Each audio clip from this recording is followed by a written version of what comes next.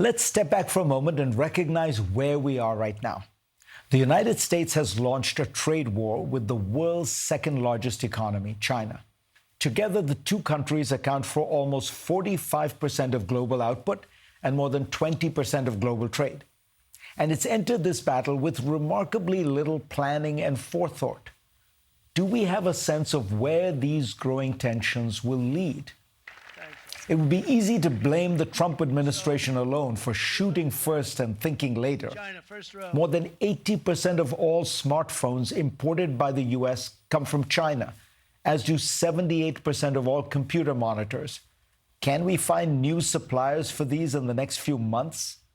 Meanwhile, China imports lots of oil, gas, soybeans, and pork from America, which can be easily bought from other countries around the world.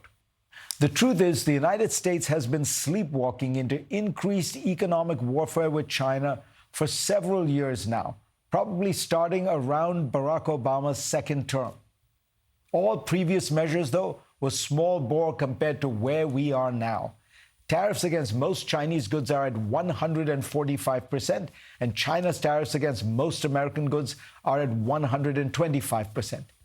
As Secretary of Treasury Scott Bessent has said, this basically amounts to an embargo, which he admitted is unsustainable, which of course raises the question, why did his boss initiate a strategy that cannot be sustained?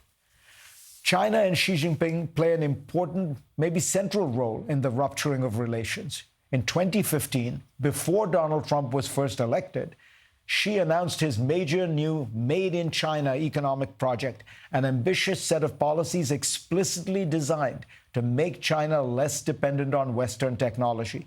Xi had already aroused American suspicions by making a series of foreign policy moves that were more ambitious, adventurous, and militaristic than his predecessors. Add to this the reality that trade with China had caused job losses in America, especially in electorally important states, and the rise of more hawkish U.S. views around China was inevitable. But would a less entangled relationship reduce strategic risk? First, decoupling of the two economies would make the U.S. poorer.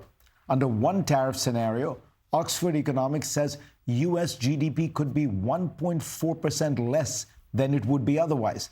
That's hundreds of billions of dollars of wealth lost annually. There are also second-order effects.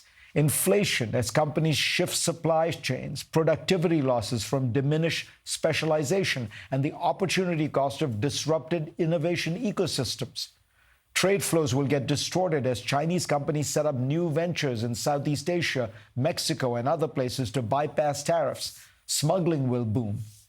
Every American action will produce a Chinese reaction. Consider technology. While Washington has valid reasons to limit Beijing's access to the highest-end chips, has it been effective?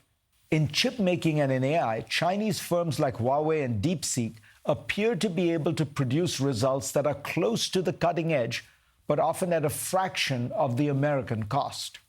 NVIDIA's CEO Jensen Huang this week noted that half of all AI researchers in the world are Chinese, and that China is just slightly behind the U.S.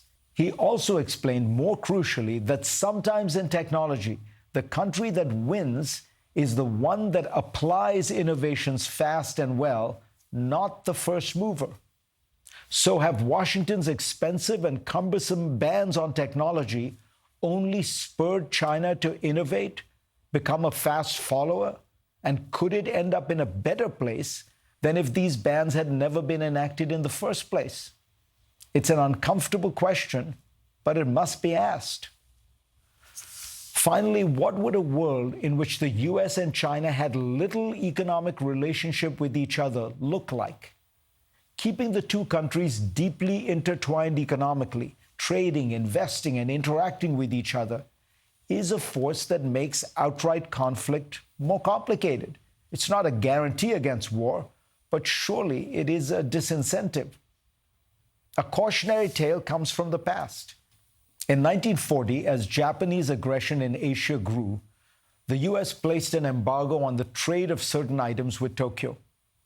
In July 1941, Washington froze Japan's assets and cut off oil exports to Tokyo, in response to Japan's invasion of Southeast Asia.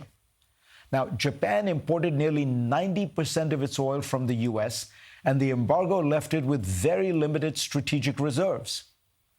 The result was not Japanese capitulation. It was Pearl Harbor. Cut off from critical imports and seeing no diplomatic off-ramp, Tokyo concluded that war was preferable to strangulation. It is not a perfect analogy. A militaristic Japan was choosing war to build a nation empire. But it is a reminder that sanctions, tariffs, decoupling, and isolation do not have a history of ending in peace and prosperity. Go to cnn.com/Fareed for a link to my Washington Post column this week.